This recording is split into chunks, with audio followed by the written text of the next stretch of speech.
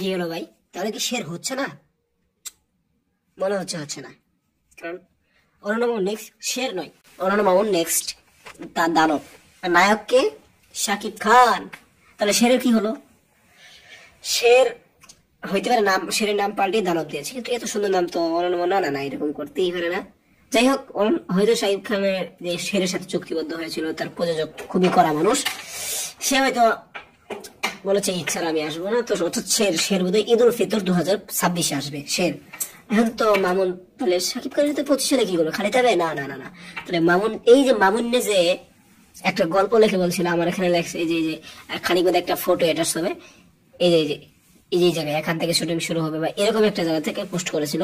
এই মুভি নাজিমুদ্দৌলার কাহিনীতে, এই মুভিটা ক্রিমিনাল এবং কি শেয়ার করার পরের কথা ছিল, তবে ক্রিমিনাল তো এখন সম্ভব না, ওই প্রি প্রোডাকশনের কাজ চলতেছে। তাহলে এখন সহজ সরল গল্প এবং অ্যাকশন মুভির মধ্যে কোনটা রয়েছে? দানব। তো দানবকে বিদ্যা সিনহা মিম এখানে চুক্তিবদ্ধ হয়েছে নায়িকা হিসেবে, আপনারা শিওর থাকেন বিদ্যা সিনহা মিম।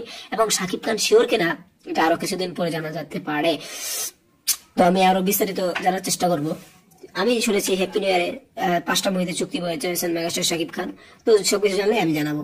তো আজকের ভিডিওটি এ পর্যন্তই। ধন্যবাদ পুরো ভিডিওটি দেখার জন্য, আর আমাদের চ্যানেলটি সাবস্ক্রাইব করে যাবেন। থ্যাংক ইউ, ধন্যবাদ।